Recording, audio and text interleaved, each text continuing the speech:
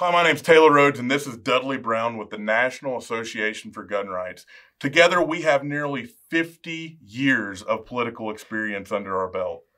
We have seen far too often that when lobbying politicians, they set traps that they want you to fall into, and this video will describe the 6 things not to do when lobbying a politician. Okay, so number one, first thing you should not do when you're lobbying a politician to try and kill gun control is threaten to leave your state if they pass the law.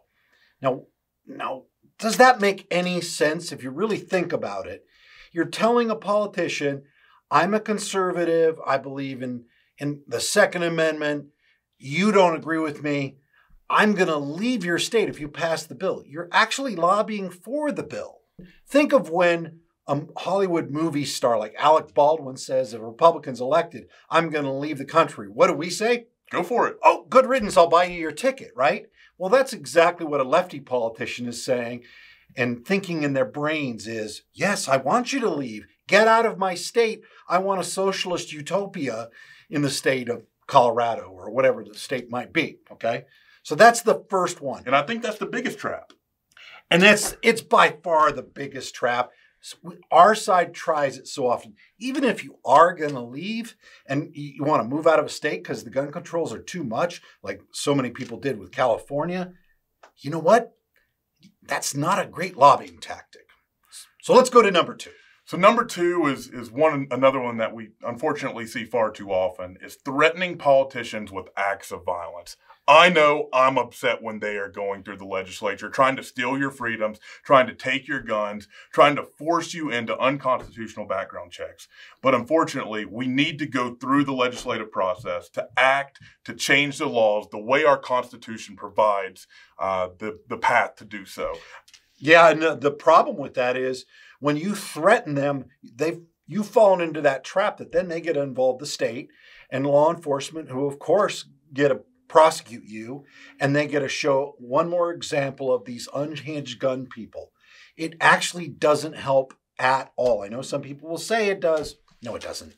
The next thing is focusing on non-elected officials. Look, at the end of the day, our job is hard enough talking to these boneheads at the Capitol.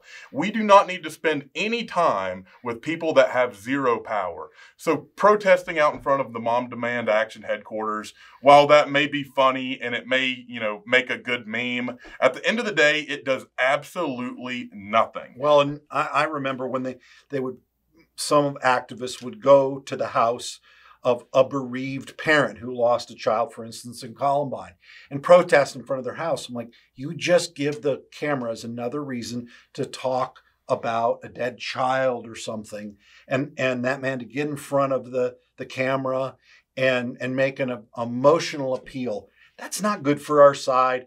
That's not helping the legislative process. You want to stick to the people who actually cast the votes. As John Dillinger was asked, why do you rob banks? He says, easy. That's where the money is. If you want to change public policy, you got to change policymakers, lobby policymakers. So, Dudley, I'll ask you to do the next one, because I know here in Colorado where we sit today, one of the biggest threats that were made was we're going to lose business. Magpul's going to leave the state. So tell us about that. Yeah, so we call this number 4 is don't focus on the state losing business or tax revenue. Now, why do I say that? Of course, it's a function of passing gun control, especially in states with a lot of outdoor sports, whether it's competitive shooting or hunting and just outdoor sports in general, hiking and having firearms with you. But the problem with that is the Democrats don't care about that. The people who actually pass gun control, they don't really care about losing they want to money. Lose that business. They've already gone after things like the oil industry, which pours money into the state, and they're very happy to do that. And so it's not really a winning strategy to say, oh, well, you're going to lose money. All they do is raise the taxes. And that's an easy for them. They like doing that. Right, exactly. And to piggyback off of that is when we're talking to politicians at the Capitol, politicians are really good at talking. That's why they're elected there. I mean, I always say, how do you know a politician's lying? Because their lips are moving. Lips are moving. So one of the things that they will often try to do is try to cut you a deal, try to put you on a committee, try to say, well, we're going to cut back on this portion of the gun law that makes it not as bad. Look, if you put lipstick on a pig or cut the wart off a witch's nose, you still have, at the end of the day, you still have a pig and you still have a witch. That's right. So you can never cut deals with the anti-gun left. Don't make the witch prettier. You want to kill the witch. You don't want to make it acceptable.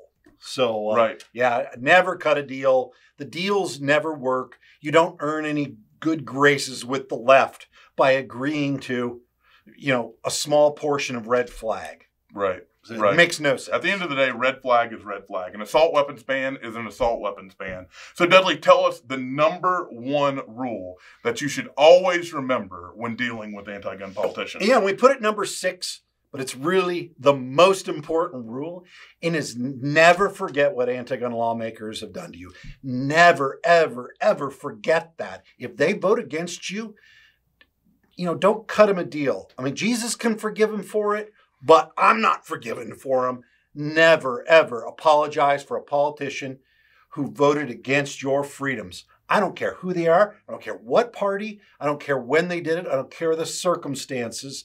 Never apologize for them.